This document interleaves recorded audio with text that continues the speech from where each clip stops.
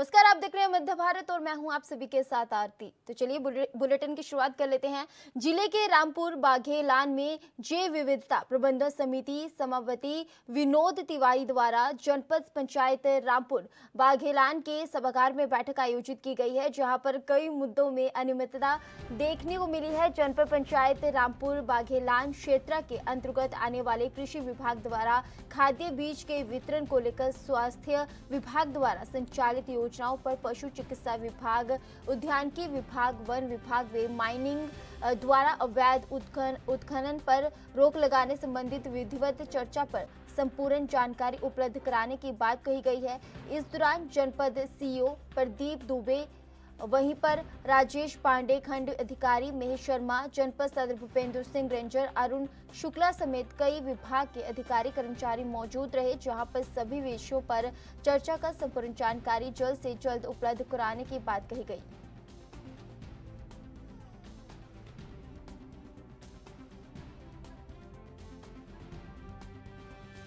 मैं आपको बताना चाहूँगा कि जैव विविधता प्रबंधन समिति की बैठक थी, मैं उसका सभापति हूँ।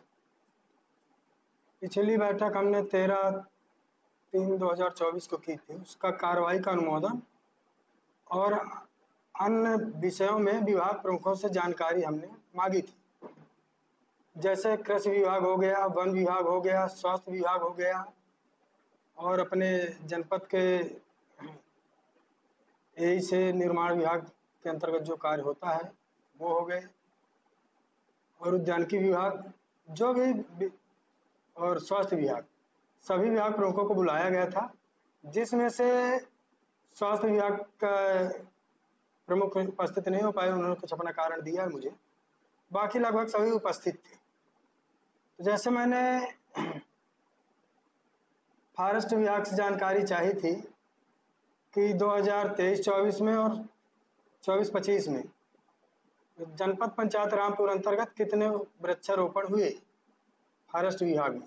उन्होंने अपनी जानकारी दी है बिंदुवार, और मैंने उनसे बोला है कि जो आपने जानकारी दी है, पौधों की संख्या जो है, कितने जीवित अवस्था में, कितने प्रजाति के हैं, उनको हमको तत्काल लिखित में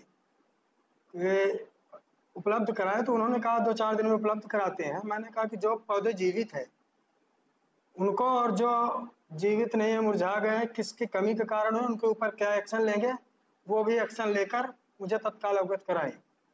और उसके बाद अगर नहीं होता तो हम भौतिक सत्यापन करेंगे। और एक चीज़ फॉरेस्ट विभाग से मैंने और भी जानकारी चाहिए थी, और डीएफओ को भी हमने लेटर दिया था। नरो हिल्स पहाड़ में कितने, कब से बायोडायवर्सिटी पार्क का निर्माण हो रहा है, कब तक में पूरा होगा, कितना बजट आया, किन इंजीनियर अधिकारियों के निरीक्षण में हुआ, उन सबका नंबर, कौन से कितने मजदूर लगे थे, उन सबका मोबाइल नंबर, और कब तक में कार्य पूर्ण होगा, कब तक में देखने लायक वो बनेगा, और कितने प्रकार के उसमें पौधे लगे हुए हैं। तो उन्होंने अभी ओरल तो बताया, बोले सब लिखित में मैं आपको इसकी जानकारी उपलब्ध कराऊंगा। माइनिंग विभाग से इसी तरह हमने जानकारी मांगी थी, और मैंने माननीय कलेक्टर महोदय जी को 2 लेटर दे चुका हूँ। उसके बिहाफ में उन्होंने खाना पूर्ति नोटिस जारी की थी खनिज धारकों के ऊपर कि आप 7 दिवस के अंदर हमको जानकारी उपस्थित कराएं। जैसे कि हमने भाई सासन की गाइडलाइन के हिसाब से कौन सी खदानें चल रही हैं और जो नहीं चल रही हैं तो उनमें क्या कार्रवाई की गई।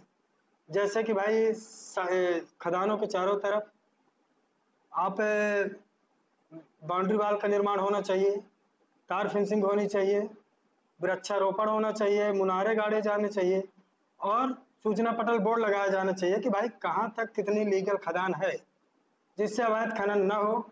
अवैध खनन के चलते आए दिन विवाद की स्थिति निर्मित बनी रहती है। तो आज उनके प्रतिनिधि आए थे, आशुतोष मिश्रा जी नहीं आए, बोले कहीं जानकारी है। उन्होंने अपना कोई प्रतिनिधि अतुल सिंह को भेजा था, उन्होंने हमने उनसे खदान की लिस्ट भी मांगी तो उन्होंने खदान की लिस्ट दी है बाकायदा। बोले कि 2-4 लोगों ने हमको जो जानकारी उन्होंने नोटिस मांगी थी दिया है। हमने कहा कि पूरे जितने खदान धारक हैं उन सबको जानकारी मांगकर जो ये 4 बिंदु नहीं किए हैं नियमानुसार, उनके ऊपर तत्काल कार्रवाई करे। तो उन्होंने हमें आश्वासन दिया है 10 दिन का, कि 10 दिन में हम अगर जाकर भौतिक सत्यापन करेंगे, अगर उनमें 4 बिंदु नहीं पाए जाते हैं, तार फेंसिंग और पर्यावरण के तहत वृक्षारोपण सूचना पटल बोर्ड, तो हम कार्रवाई करेंगे। तो हमने कहा कि ठीक है। बीजेपी प्रदेश अध्यक्ष वीडी शर्मा का बयान सामने आया है, जिसमें उन्होंने कहा कि संगठन पर्व में शिक्षक दिवस पर आज शिक्षकों की सदस्यता हुई है। आज पूरे प्रदेश में हजारों शिक्षकों को शिक्षक प्रकोष्ठ ने सदस्यता करवाई है। और क्या कुछ उन्होंने कहा, आइए आपको सुनवाते हैं।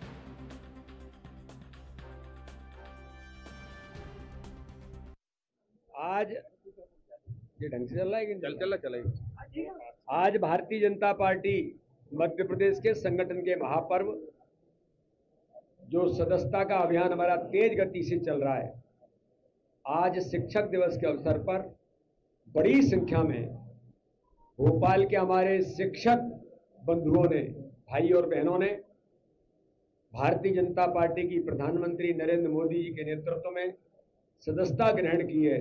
मैं आज उनका बहुत हृदय से धन्यवाद, आभार और उनको बधाई देता हूं, क्योंकि शिक्षक भी समाज का एक अभिन्न हिस्सा है। इसलिए हमारी सरकार के साथ, भारतीय जनता पार्टी के संगठन के साथ देश के निर्माण में, नौजवानों के व्यक्तित्व के निर्माण में जिनकी महत्वपूर्ण भूमिका है, आज विश्वेश्वरैया जयंती पर शिक्षक दिवस के अवसर पर बड़ी संख्या में भारतीय जनता पार्टी में आज शिक्षकों ने अपनी सदस्यता ली है। वो मध्य प्रदेश के अंदर हजारों शिक्षक आज भारतीय जनता पार्टी से जुड़े। मैं सबको बहुत बधाई देता हूं। हमारा शिक्षक प्रकोष्ठ इसमें लगातार अपनी भूमिका निभा रहा है। उन सबको भी बहुत बहुत धन्यवाद, बहुत बहुत आभार। मंडीदीप पुलिस को बड़ी सफलता मिली है। चंद घंटों में आरोपी को गिरफ्तार किया गया। पुलिस अधीक्षक पंकज कुमार पांडे व कमलेश कुमार खरपूसे के निर्देश में सेंट आप ओबदिल्लागंज शीला सुराना व थाना प्रभारी मंडीदीप सुरेश मीना व थाना प्रभारी सतलापुर महेंद्र सिंह ठाकुर व दोनों थानों की संयुक्त भूमिका में आरोपी को गिरफ्तार किया गया।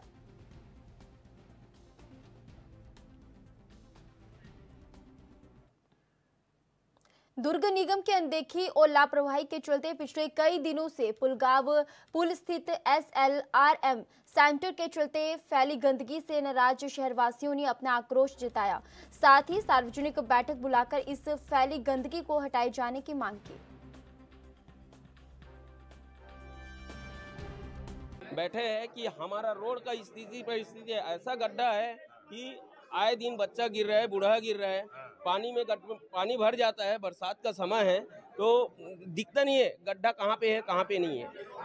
पहले तो ये बात हो गई। दूसरी बात यहाँ डंपिंग की कि 5 वाट का SLRM के लिए रखा गया था। 5 वाट का कचरा आएगा बोल के 60 वाट का कचरा इधर ही डाल रहा है और उसमें छोटा मोटा कुत्ता बिल्ली आता है, उसको वही उसी कचरा में दफना दे। उसके बदबू Bishop Green City Mahesh colony कम से कम यानी आधा किलोमीटर के अंतराल में पूरा बदबू फैल रहा है।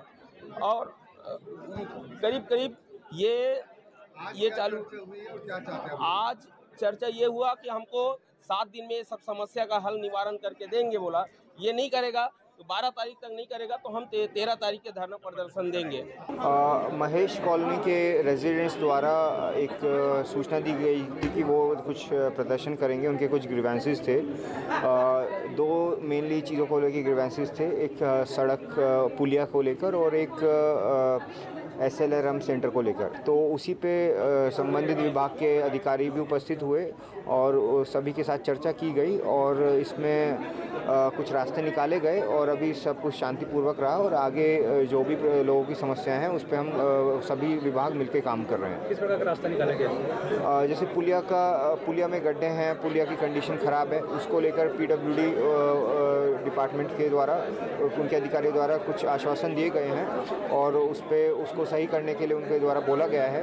और ऐसे ही वेस्ट मैनेजमेंट की समस्या भी कुछ थी तो उसको लेकर नगर निगम के द्वारा भी कुछ आश्वासन दिए गए हैं, उस पर कार्य कर रहे हैं। इस रोड पर एक समस्या विकराल रूप लेती जा रही थी। रोड की समस्या, रोड में इतने गड्ढे जहां से बच्चे, महिलाएं, पुरुष सब गुजर रहे थे और रोज़ दुर्घटनाएं हो रही थी। लगातार सोशल मीडिया में चलने के बाद भी कोई अधिकारी इस पर ध्यान नहीं दे रहा था। लेकिन जब इस कॉलोनी वासियों ने मिलकर निर्णय लिया कि हम चक्का जाम करेंगे तो सीएसपी चिराग जैन की मध्यस्थता के बीच में इनसे एक सार्थक वार्ता हो रही है आज, और ये आश्वासन दे रहे हैं कि हम 1 सप्ताह के अंदर हर हालत में ये रोड ठीक करेंगे, और बाजू का जो ट्रेचिंग ग्राउंड है जहाँ पूरे निगम का, पूरे शहर का कचरा इकट्ठा होता है, उसको हम हटा रहे हैं। और पूरे पब्लिक ने आज निर्णय लिया है कि यदि 1 सप्ताह के अंदर ये समस्या हल नहीं होती तो पुनः चक्का जाम की कार्यवाही यहीं से प्रारंभ होगी। आज सर की मध्यस्थता के कारण हम 1 हफ्ते का समय देकर हम इस समस्या से निजात पाने का प्रयास कर रहे हैं। हमारे अधिकारियों से, प्रशासन से किसी भी प्रकार का कोई बैर विरोध नहीं है। हम चाहते हैं कि सिर्फ हमारी समस्याओं का निराकरण हो और वो सार्थक स्थिति तक पहुँचे। दिन में 2 से 3 बार आना जाना होता है। मेरे 2 छोटे बच्चे हैं, एक सामने रहती है, एक पीछे रहता है। मैं गाड़ी बैलेंस कर ही नहीं पाती हूँ, क्योंकि एक गड्ढे को मैनेज करो तो दूसरा सामने आ जाता है। अब गड्ढे से बचने के लिए नीचे से उतरो तो कचरा रहता है। मेरा बेटा एलर्जी वाला है, वो कचरे की स्मेल चढ़ गई, बीमार हो गया है, तो इसकी जिम्मेदारी कौन लेगा? अभी भी मैं बच्चों को घर में छोड़ गई हूँ क्योंकि बहुत तकलीफ है। यहाँ पे 2-3 तरह की है, और सबसे बड़ी प्रॉब्लम जो है कचरे की है। अब आप देखिए, कल हम जा रहे थे तो एक ऑटो रिक्शा वाला हमको बोल रहा है कि इतना बड़ा प्रोग्राम करवाते हो आप लोग यहाँ पे, जो 9 दिन की रामायण हो रही है, और इतने कचरे का व्यवस्था नहीं करते हो। पूरे शहर के लोग आ रहे हैं और नाक पे ऐसे रुमाल रख के जा रहे हैं। आखिर हम भी तो इंसान है। यहाँ पर अगर बीमारी फैलेगी तो इसका जिम्मेदार कौन होगा? अगर पुल में गड्ढा है तो वो गड्ढा इस हद तक हो रहा है, पता चला 6 दिन हो गया, तब जाके क्या प्रशासन उठेगा?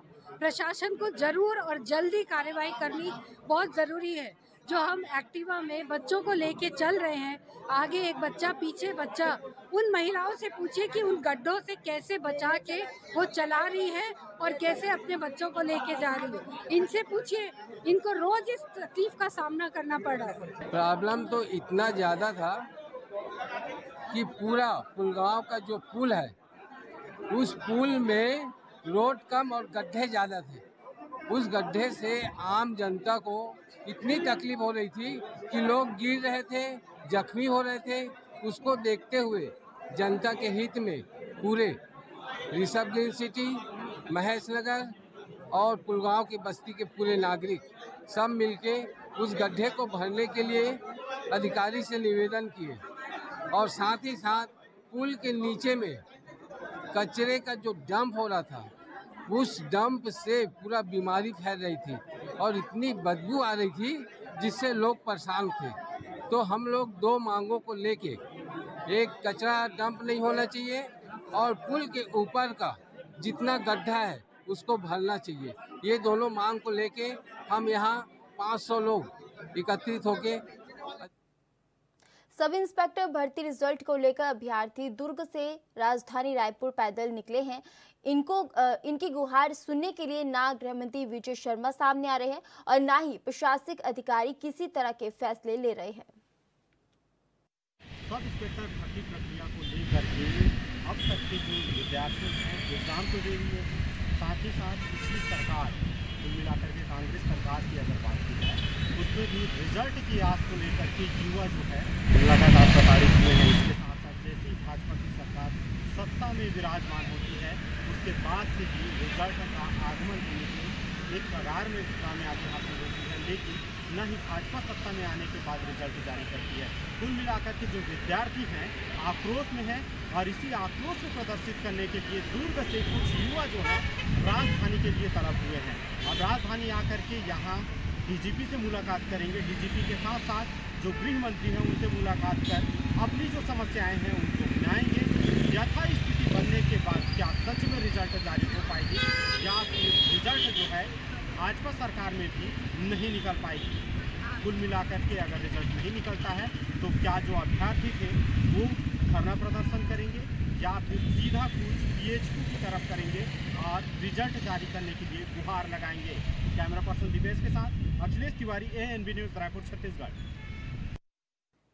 अमरपाटन फर्जी तरीके से आधार कार्ड और गलत तरीके से जन्म प्रमाण पत्र बनाने की शिकायत अमरपाटन तहसीलदार को मिली थी। इसी कड़ी में तहसीलदार रामदेव साकेत केंद्र पर छापेमारी की है। जानकारी के अनुसार अमरपाटन सिविल अस्पताल के बगल में शासकीय आधार केंद्रीय संचालक कपिल श्रीवास्तव के द्वारा आधार बनाने के नाम पर लोगों को जमकर लूटा जा रहा था।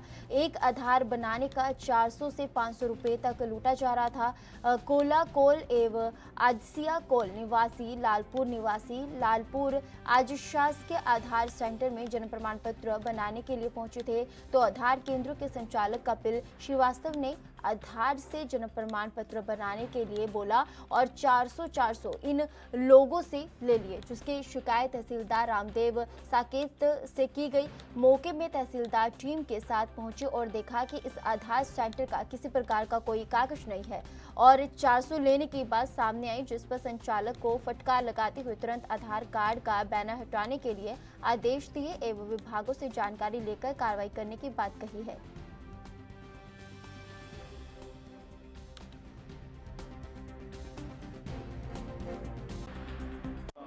आधार कार्ड में ज़्यादा पैसे वसूली का मामला सामने है, क्या मामला है? दूरभाष के माध्यम से अपने को शिकायत प्राप्त हुई थी। एक हैं कुल्ला कोल करके हैं, दूसरी अगशिया कोल करके हैं की शिकायत प्राप्त हुई थी। आधार सेंटर में लगभग 400 रुपये एक व्यक्ति का लिया जा रहा है।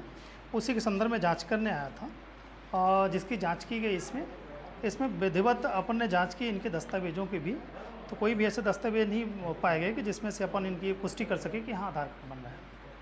और कई विभाग हमारे हैं इसमें से काम करते हैं, जैसे MPSC/DC से, बैंक या महिला बाल विकास से। उनको एक बार मैं अवगत करा दूंगा कि ऐसे स्थिति में यदि आधार कार्ड बनते हैं तो उसको जानकारी प्रेषित करें ताकि उसकी मैं जांच कर सकूँ। कितना रुपया मांगे थे आप? 800 रुपया हमसे मांगी। काहे के लिए? वह कागज के अब हम का जानी मामा की क्या बनवाने आए थे यहाँ पे? ये आधार जन्म प्रमाण पत्र बनवा में आए और वह कहीं आधार कार्ड से बन जाता है। हाँ तो इन आधार कार्ड दोनों ठेलाए दे दी हो गया, बना देता हूँ। कौन गाँव से आए हैं? लालपुर। क्या नाम है तुम्हारा? कोल्ला। पूरा नाम क्या है? पूरा कोल्ला नाम है? हाँ पूरा होगा, बोटा वोटा इसमें आ चला। कोल नाम है, कुल्ला कोल। हाँ तो बता दो ना, कुल्ला कोल नाम है। तो दोनों जन के नाम आए थे? केखा जन्म प्रमाण पत्र बनवा में आए थे? दोनों जने के। भिंड जिले के शासकीय उत्कृष्ट विद्यालय में शिक्षक दिवस पर बच्चों ने पौधारोपण कर केक काटा और शिक्षकों को शुभकामनाएं दी। विद्यालय में पदस्थ शिक्षक डॉक्टर धीरज गुर्जर, जिन्हें 2011 में राज्यपाल एवं 2012 में राष्ट्रपति सम्मान से पुरस्कृत किया गया था, वह कक्षा 10वीं में अंग्रेजी के छात्र छात्राओं को अंग्रेजी का अध्ययन करा रहे हैं। साथ ही NSS अधिकारी के रूप में भी कार्यरत हैं।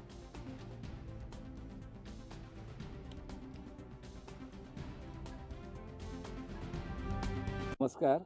पहले तो आज शिक्षक दिवस पर सभी को बहुत बहुत शुभकामनाएं।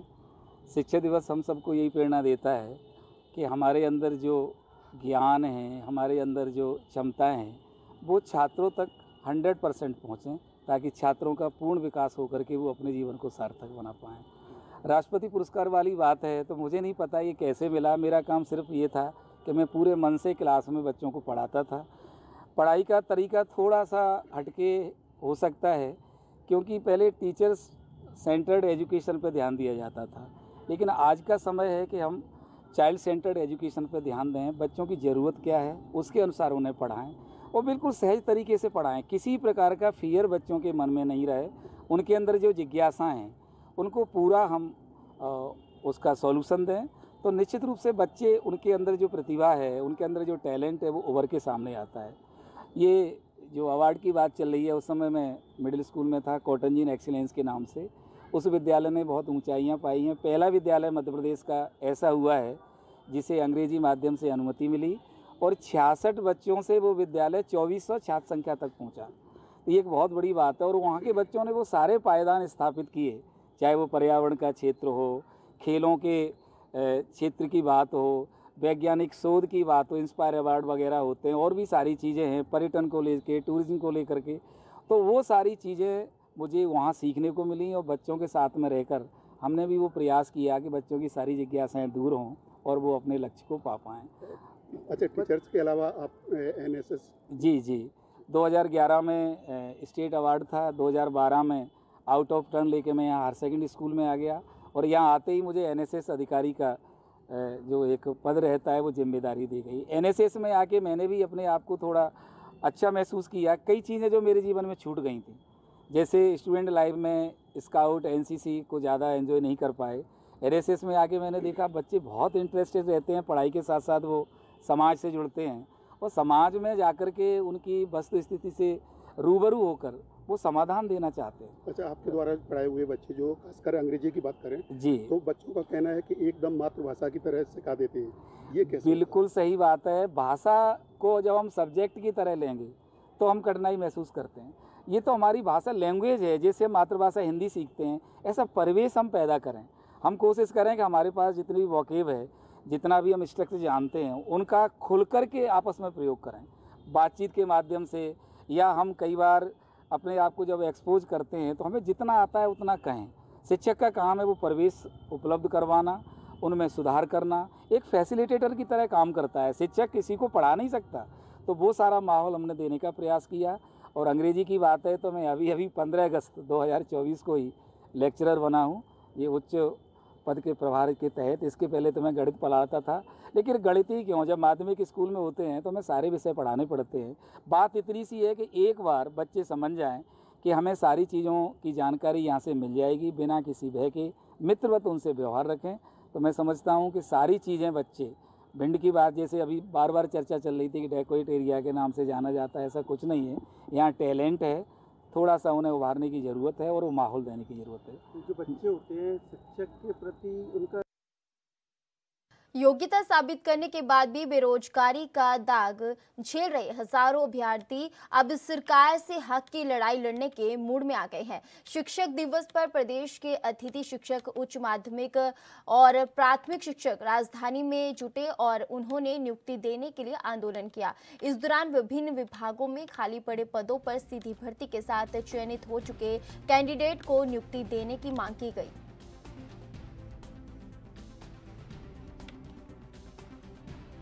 नाम है जावेद अली जी। देखिए, मांगें कोई ऐसी छुपी हुई नहीं है, मांगें पूरे मध्य प्रदेश के हर परिवार के हर सदस्य को पता है। ये पुलिस बल जो यहाँ सरकार ने भेजा है आगे करके, इस पुलिस बल के घर में भी, परिवार में भी एक एक दो बेरोजगार हैं और अंदरूनी तौर पे इंटरनली पुलिस भी हृदय से हम लोगों के साथ है। ये पुलिस भी हमसे कह रही है और हम भी कह रहे हैं, लेकिन हमारे ये चिल्लाने से और ये करने से अब हम बहुत त्रस्त हो चुके हैं। 2018 से कम 10 बार धरना प्रदर्शन में मैं स्वयं आ चुका हूँ। मैं उर्दू टीचर संघ मध्य प्रदेश का अध्यक्ष हूँ। मैं 2018 में पास हुआ, 100 नंबर मेरे आए, 100, कोई नौकरी नहीं। अभी 2023 भर्ती में 3 वेटिंग है मेरी, 3, एक भी पद नहीं, एक भी पद नहीं। जब पद ही नहीं होते हैं तो नौकरी देने के लिए जो विज्ञापन निकाला जाता है, जो एग्जाम करा जाता है, उसका क्या मतलब है? अभी जिन टीचरों की ज्वाइनिंग होना थी उनको ज्वाइनिंग लेटर दे दिए, उनकी स्कूलों में ज्वाइनिंग नहीं कराई। गुप्त सूत्रों से इंटेलेक्चुअल बुद्धिजीवी बता रहे हैं कि तुम अपनी नौकरी मांग रहे हो। ये जो 2023 के नियुक्त हुए हैं उनकी नियुक्ति ना दी के 3 महीने में 14 करोड़ रुपए सरकार ने बचा लिए और वो 14 करोड़ रुपए लाड़नी बहनों को दे दिए। अब तुम्हें काहे के लिए नौकरी दे दें भैया? तुम्हें एक को नौकरी देंगे, उनके 14 वोट मिल रहे हैं एक नौकरी में, तुमको काहे को नौकरी दे दें वो? ये पूरी कहानी है। ना ही अतिथि शिक्षक कोई हैं, ना ही 2018 भर्ती के कोई हैं, ना वर्ग 3, वर्ग 1, वर्ग 2 के कोई हैं। सरकार की नज़र में सब बेरोजगार। चाह से मुझे गाली देनी चाहिए, वो नहीं दे रहा मैं, वो हम टीचर लोगों के लिए सभ्य नहीं लगेगा। सरकार की नज़र में हम सब वो हैं, उसकी नज़र में ना कोई वर्ग 1 स्पेशल है, ना वर्ग 2 स्पेशल है, ना वर्ग 3, ना अतिथि, सब सेम है। सरकार का मतलब है अगर नौकरी दे दी तो वित्त विभाग से जो माइनस जाएगा उससे अच्छा तो कि वोट बैंक में चला जाए। ये पूरी कहानी है। कई बार पुलिस भर के हमको ले गई गाड़ियों में, रास्ते में ले जाके छोड़ देती है। पुलिस बहुत कोऑपरेट करती है। मैं आज भी पुलिस को, मध्य प्रदेश पुलिस को सैल्यूट करता हूँ कि पुलिस बहुत कोऑपरेट करती है, लेकिन पुलिस बेचारी क्या करे, मजबूर है। मांगे सरकार से मेरा नाम शिवानी खेड़े है, मैं बड़वानी जिले से आई हूँ। सरकार से हमारी ये मांग है कि हमें नौकरियाँ दे, फर्जीवाड़ा बंद करे, सभी को नौकरियाँ दे, जो PNST उनका रिजल्ट जारी करे। हम बड़ी दूर से आए हैं, रूम लेकर रहते हैं, हमारे घर परिवार गरीब है, कहाँ से लाएंगे पैसे हम सर इतने। यस सर, हमने ये सभी शिक्षक लोग हैं, कुछ इसमें नर्सिंग से संबंधित लोग हैं, कुछ विद्यार्थी हैं जो लंबे समय से भर्ती निकल नहीं रही हैं, आरक्षक की भर्ती, पुलिस की, ये इनकी ऐसी विभिन्न कई मांगें हैं। उन मांगों के समर्थन में ये लोग आज यहाँ उपस्थित हुए हैं और इस संबंध में इनका ज्ञापन लिया गया है और कार्रवाई के लिए भेजा जा रहा है। नहीं, इनका ये कहना है कि हमने अनुमति के लिए आवेदन किया था, अब वो दिखवानी पड़ेगी कि अनुमति इनको प्राप्त हुई है कि नहीं। हाँ, अभी हम लोगों ने कुछ लोगों का डेडिकेशन है, इसमें 5-7 लोग हैं जिनको चर्चा के लिए भेजा है सीएम हाउस में, और चर्चा के बाद में जो भी डिसाइड होगा इनको बताया जाएगा। तो फिलहाल के मध्य भारत में मेरे साथ बस इतना ही। बाकी तमाम खबरों के लिए आप बने रहिए ANB न्यूज़ के साथ। नमस्कार।